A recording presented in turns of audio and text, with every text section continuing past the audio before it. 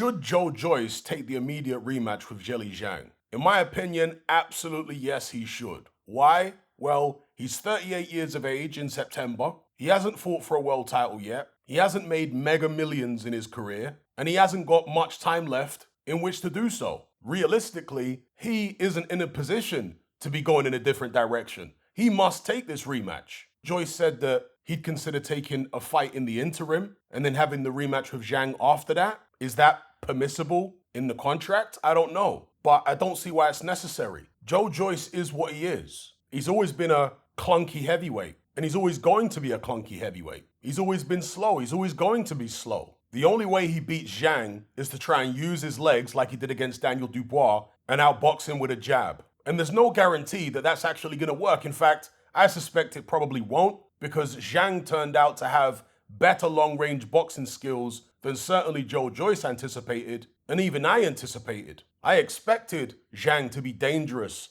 at mid and close range with those fast, explosive punches, but I was a little surprised that he was also dominating things at long range. So I guess Joyce can go in there and be extra conservative and extra careful and try and box a bit more side on, move around the ring, try and get Zhang to chase him, tire him out, and then maybe get to work in the second half of the fight, because Zhang has shown a lack of stamina in the past. But I don't think he needs an interim fight to prepare for that. If he can't beat Zhang in an immediate rematch, he's not going to beat him 2 fights down the line, in my opinion. There's a long queue at the moment for title shots. Joyce was third in line behind Dubois and Hrgovic, but now he's just lost his space to Zhang. The only way to get it back is to go right back in there with him. If not, then you're going to be scratching around, hoping that one of the other contenders fights you and gives you an opportunity to snatch their spot, or praying that one of the champions decides to give you an opportunity out of the goodness of their heart. And God knows how long that will drag on for, until Joe Joyce is what, 39, 40, 41, potentially?